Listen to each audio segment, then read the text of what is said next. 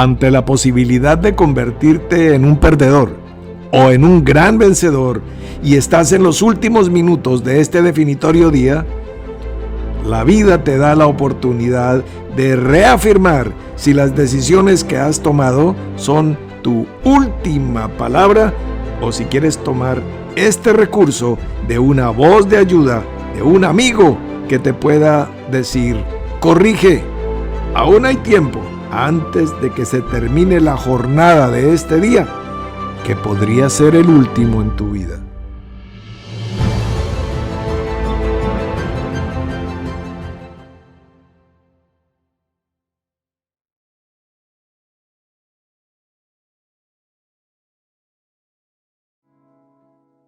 Anoche citábamos el texto de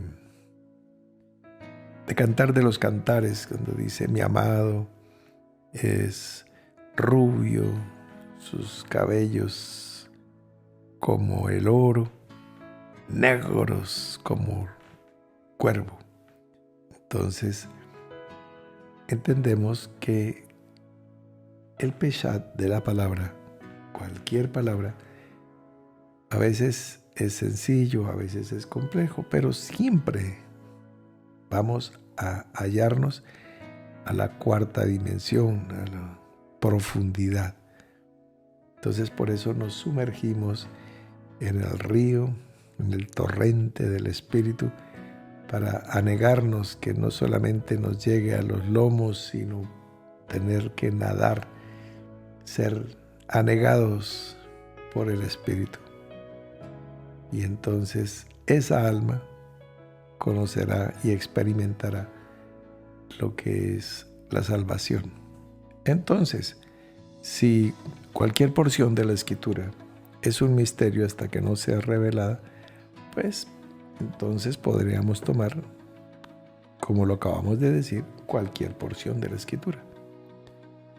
Muchos teóricos, estudiosos de la Biblia, han calificado el texto de Juan 3:16 como el epicentro, como el corazón de las Escrituras.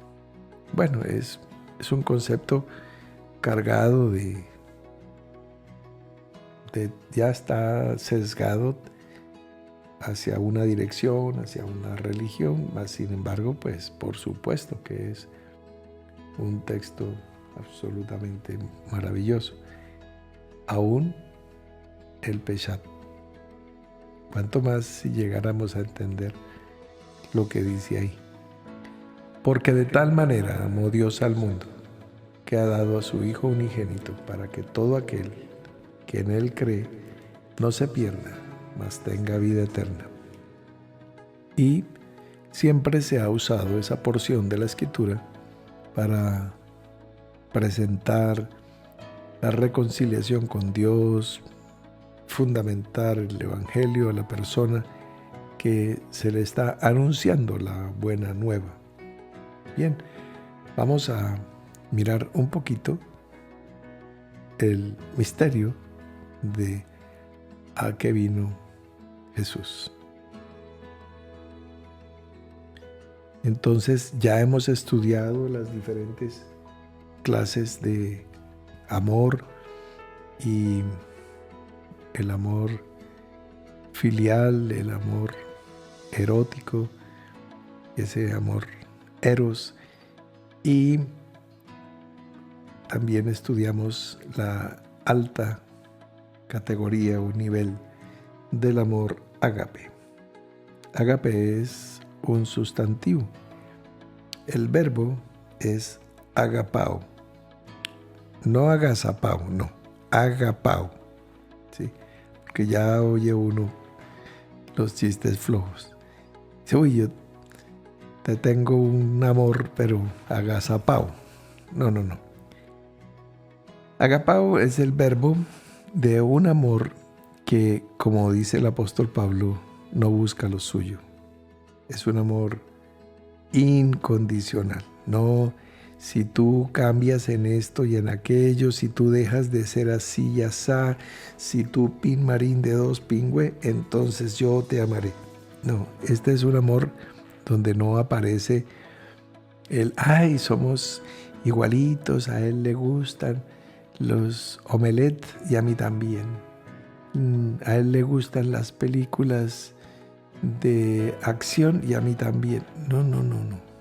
No, no, no tiene nada que ver con afinidades, con gustos, si son hinchas del mismo equipo, si...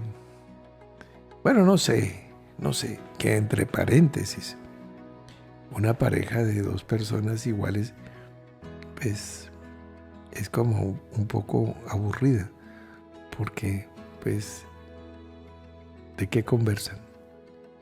¿Cómo se enriquecen mutuamente? Si la luz es en las tinieblas que resplandece. O sea, la ley de polaridad no aparece. Somos idénticos, idénticos. Bueno, tal vez ese no es el tema. Pero volvamos.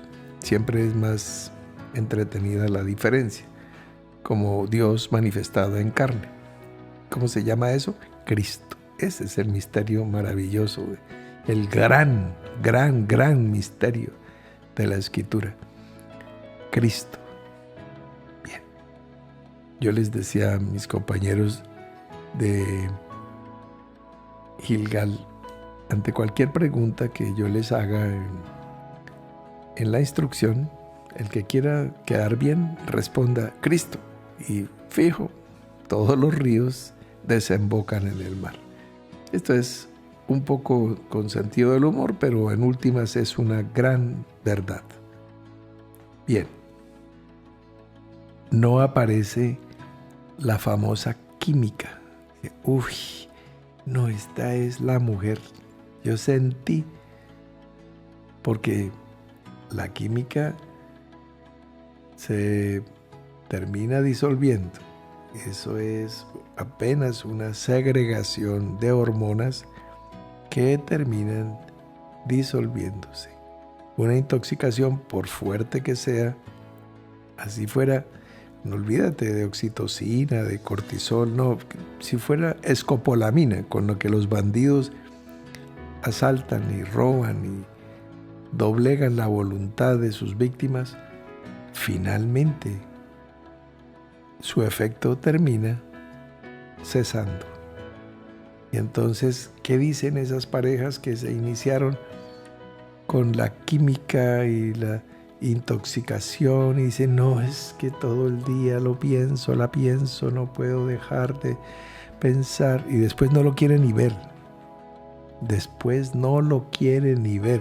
Son los príncipes azules que aparecen en su caballo blanco, pero después se destiñen a la tercera lavada. Entonces ya no son azules, ya se ponen blanquecinos. Entonces, no. Es el amor ágape, es de tal manera amó Dios. Ese es el agapao al mundo, que dio a su Hijo unigénito para, ahí viene, ¿para qué? Entonces, ¿qué se predica normalmente? Para perdonar los pecados. Pero ¿qué dice el texto? Para que todo aquel que en él cree no se pierda. ¿Qué quiere decir no se pierda?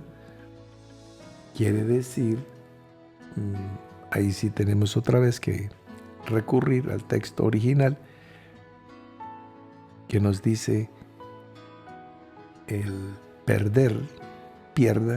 perderse, es el verbo apolumi. El verbo apolumi es el mismo, para que lo podamos entender en su contexto. No es que no se pierda, es que hay un niño que lo soltaron los papás de la mano y se perdió y después no sabe y lo encuentran y no. Venga, se lo ubico bien. Mateo 10:6 habla de las ovejas perdidas de la casa de Israel. O Lucas 19:10 habla de lo que se había perdido. ¿Sí? Entonces, eso es cuando el Señor dice que Él viene por las ovejas perdidas de la casa de Israel. Entonces, está hablando claramente, uno, que la casa de Israel te está incluyendo a ti. O sea, que Israel tiene una manifestación como la arena del mar y otra como las estrellas del cielo. Bueno, entonces hay un rebaño que es de la casa. Ustedes recordarán que el que va a ser el rey Saúl, que era el joven Saúl, se fue en búsqueda de unas asnas que se habían perdido de la casa de su padre. Y por eso fue que se conoció con el profeta Samuel. Y terminó regresando a casa. Los animales no se perdieron, las asnas las recuperaron, pero llegó ya con la unción del rey. Bien, esa es, claro que a veces uno puede pensar que no son solo ovejas, sino que aparecen algunas burras de vez en cuando en el reino, pero no, esta es la figura del hijo de Cis. Bien, esto pasó, esto sucedió, son ovejas perdidas que son de la casa del Padre. Ya están, ya le conocen. Entonces todo aquel que oyó al Padre y aprendió de él. Entonces viene el pastor, habla y las ovejas reconocemos su voz y volvemos al redil. Para que todo aquel que en él cree no se pierda, mas tenga vida eterna. ¿Ves? Ahora, nosotros tenemos que hacer muchas cosas para nuestras actividades diarias. Si tú eres una ama de casa, un estudiante, un pensionado, lo que sea, un trabajador del campo, de la ciudad, comerciante, vendedor, lo que sea, tienes que hacer cosas, como por ejemplo, asear tu cuerpo, peinarte, afeitarte o maquillarte o cortarte las uñas o ponerte aretes o collar o zarcillos. Eso son aretes, también estoy repitiendo. Pulseras, pintarte las uñas. Pero pues tú no viniste al mundo a eso. Pero eso hay que hacer. O dormir. Tienes que dormir. Yo tengo que dormir. Por lo menos 3 horas no puedo rebajar de ahí porque ya al otro día estoy un poco zombie. ¿Ves? Tengo que dormir. Comer. Tengo que comer. Les cuento un secreto. En este momento estamos transmitiendo este mensaje y tengo mucha hambre. Hambre física. No dice, este hermano, hambre de Dios para la gloria. No, hambre física. Y entonces miro el reloj y hace mucho tiempo que no como y tan pronto terminemos de transmitir, voy a pasar a comer algo sustancioso porque tengo mucha hambre. Pero yo no vine al mundo a comer, ni a dormir, ni tú tampoco, pero tenemos que hacerlo. ¿Ves? Son cosas que hay que hacer. Entonces, te subes en el bus, hay que cancelar el valor del tiquete, del pasaje, del transporte, en el metro, lo que sea, el tren, lo que sea, tienes que hacerlo. Pero tú no viniste al mundo a eso, pero eso hay que hacerlo. Te cambias de ropa, te cortas el cabello, tienes que hacerlo. ¿Ves? Entonces, Jesús tuvo que hacer muchas cosas. Jesús no vino a sanar enfermos, pero sanó enfermos. Jesús no vino a darle la vista a los ciegos ni a limpiar leprosos, pero lo hizo. Jesús no vino a alimentar gente con hambre, pero lo hizo. Jesús no vino a muchas cosas que leemos nosotros que hizo. Ese no era su misión, su objetivo, su meta, su derrotero, su propósito. Entonces, sino que hay que hacerlo. Por ejemplo, perdonar pecados es algo que la Escritura dice que sin derramamiento de sangre no hay remisión de pecados, mas Jesús, sin embargo, perdonaba pecados sin derramamiento de sangre, mostrando que Él es Señor aún del sábado, Él es Señor de todo, ¿verdad? ¿Por qué? Porque podía hacerlo. Y entonces le decía a un paralítico, tus pecados te son perdonados. ¿Cómo? Si solo Dios puede perdonar los pecados, le decían. ¿Qué es más fácil? ¿Perdonarle los pecados o levantarlo del lecho? Entonces ellos decían, no, pues las dos cosas son imposibles. Entonces él mostraba que las dos cosas eran posibles. Y le decía, levántate y toma tu lecho y anda. Entonces, por eso no podían soportar, porque se suponía que solo Dios podía perdonar los pecados. Pero ahora nosotros descubrimos que nosotros todos juntos somos como Dios. ¿Por qué? Porque tú puedes perdonar pecados y yo también. Por lo menos los que son contra ti, los puedes perdonar. Si yo te he ofendido, me puedes perdonar. ¿Ves? Inclusive a ti mismo te puedes perdonar. Si te recriminas y hablas palabras fuertes contra ti por errores que hayas cometido en el pasado, te puedes perdonar. Tener misericordia de ti primeramente y de las personas que te hayan hecho daño a ti y a tu entorno, a los cercanos. Ahora, si tu entorno crece progresivamente, tú vivías en una habitación de una casa y entonces alguien arrojó amoníaco por debajo de la puerta y te dejó tu habitación con un olor pestilente y aborreces a esa persona o la perdonas, bueno, como quieras. Pero con el tiempo compraste toda la casa. Entonces alguien rompió un vidrio de la casa. Tú puedes aborrecerlo o perdonarlo. Bueno, no importa, pero es la casa. Prosperaron tus negocios y compraste la casa de al lado y la arriendas y tienes un alquiler ahí produciéndote ganancias. Pero alguien pintó un grafiti en la pared, entonces tú lo perdonas o lo aborreces. Bueno, ese no es el punto.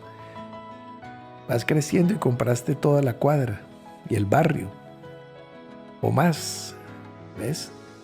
Va creciendo lo que es tu círculo y puedes perdonar o no el que haga daño a todo eso. Hay personas que tienen familias muy pequeñitas. Son yo con yo, por ejemplo. Cuzumbo solo, el llanero solitario. Otros tienen, marido, mujer, compañero o compañera. Otros tienen ya un hijo, o dos, o tres, y así. Otros, su entorno va creciendo, su rebaño va creciendo, y tienen 100 hijos, 1000 hijos, 5000 hijos, 10,000 hijos, porque pueden amar con amor ágape, agapao, a su rebaño, a su redil, a su congregación. Y entonces, en esa medida, puede ser como Dios, perdonar. Pero si no tienes sino una pequeña habitación y vive en una camita, en un rincón, también puede ser como Dios. El que te ofenda, puedes perdonarlo. ¿Ves? Cuando crezcas, entonces podrás perdonar a los que están quemando las tierras para sembrar, porque están dañando la creación, están extinguiendo especies, los que matan las ballenas, los delfines, los tiburones, las nutrias, las marsopas, los que están cazando los grandes mamíferos en el África, los osos de anteojos en los bosques andinos, los cóndores. Van destruyendo los caimanes, las babillas para hacer zapatos, para hacer cinturones. ¡Qué bárbaros! ¡Qué bárbaros! Pero si tú ya empiezas a sentir el mundo como tuyo, porque la Escritura lo dice, todo es vuestro. Bueno, me decía una hermana, creo que ayer, bueno, pues yo no soy la protagonista de Destino Júpiter, entonces no soy la dueña del mundo, entonces por eso tengo mi corazón así más asocial, más lejos del amor agapao. Entonces vamos viendo que si tienes que bañarte para salir a trabajar y tienes que arreglarte y cepillar tus dientes, pero no viniste a eso, ni eso es lo que vas a hacer en el día, pero tienes que hacerlo, entonces entendemos que Jesús pudo sanar enfermos, pudo perdonar pecados para poder traernos a través de la fe en Él el poder de la vida sobre la muerte, para que todo aquel que en Él cree no se pierda, porque son de las ovejas que están o estábamos perdidas. Más, ahí va el plus, tengan vida eterna. Para redondear la idea, voy a compartir dos textos. Jeremías capítulo 31, versículos 29 y 30, que dice: En aquellos días no dirán más, los padres comieron las uvas agrias y los dientes de los hijos tienen la dentera, sino que cada cual morirá por su propia maldad. Los dientes de todo hombre que comiere las uvas agrias tendrán la dentera. Y si necesita interpretación, pues Ezequiel capítulo 18, versículo 1, 2 y 3. Vino a mí palabra de Jehová diciendo: ¿Qué pensáis vosotros los que usáis este refrán sobre la tierra de Israel que dice: Los padres comieron las uvas agrias y los dientes de los hijos tienen la dentera? Vivo yo, dice Jehová el Señor, que nunca más tendréis por qué usar este refrán en Israel. Esto es un compromiso de Dios. O sea que el pecado de los padres no lo tendrían los hijos. Muy bien. Por eso, cuando Jesús nace y Herodes se vio burlado, hubo derramamiento de sangre, pero de sangre inocente, niños menores de 2 años. ¿Ves? Se cierran los círculos. Cuando muere Jesús también se derrama sangre inocente. Cuando nace, cuando muere. Se rasga el velo de María cuando nace. Se rasga el velo del templo cuando muere. ¿Ves el círculo de la palabra? Se levanta la serpiente en el desierto y así, en figura de la serpiente, es levantado en un asta en el monte Calvario en Canaán, ya en la tierra prometida. Para los que pudieron entrar en la promesa, puesto los ojos en Jesús. ¿Ves? Mueren los primogénitos en Egipto. Muere el primogénito, el unigénito de toda la creación, hecho carne. Se cierra el círculo de la palabra. Es el gran misterio de los siglos. Cristo, la gloria de Dios en la carne. Entonces, ¿qué me significa? Que me abre calzada y camino para poder regresar. Tú, yo, nosotros, a la casa del Padre. Esa es la vida eterna, que te conozcan a ti. Entonces ese es el misterio. El gran misterio es que siempre creemos algo que no es o que podría ser, pero que no es lo fundamental. Como se pueden dar cuenta, mis queridos amigos, estamos en un terreno inmenso a lo largo, inmenso a lo ancho y mucho más inmenso hacia lo profundo.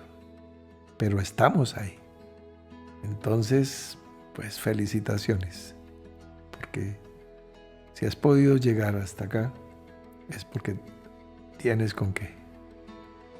Recuerdo, con esto termino, con esta anécdota, las mañanas de devocional allá en la finca Casablanca, dando enseñanza a nuestros compañeros de Gilgal. Entonces hablábamos con los pocos hermanos que nos acompañaban en esas ocasiones. Bueno, entonces vas a ministrar tú, fulanita o fulanito, no digamos nombres. Ay, no, hermano, pero ¿qué voy a decir? No, pues hablas 10 minutos, 15 minutos. ¿Pero de qué, hermano? ¿Cómo de qué o qué? No, pues algo que Dios ponga en tu corazón, que sea un alimento, un desayuno para todos. Era una agonía y era 2 veces al año. Y después llegó a ser 3 veces al año. Pues compartir un cuarto de hora en la mañana en enero, otro cuarto de hora en la mañana de junio y otro en noviembre, diciembre. 3 veces al año. Y eso era terrible. Pues tan terrible debía ser que ya los compañeros del consejo de dirección no volvieron. Ya los que me acompañaban fueron un selecto grupo, selectísimo. Bueno, habrá otros motivos, pero les cuento esa anécdota. Entonces parecía terrible. Uy, ¿cómo? Yo solo, hablándole a 40 personas, yo solito, todos los ojos puestos en mí, los oídos oyendo. ¡Qué agonía! Bueno, ya ahora podemos reírnos ante esta demostración de espíritu y de poder que tenemos todos los días, todo el tiempo. Y bueno, anécdotas gratas. Siempre es grato recordar a los amigos. Entonces, mañana entramos al penúltimo día de la semana, preparándonos para el Shabbat. Nuestro devocional de mañana, muy importante porque es vísperas de cierre de semana. Hasta mañana.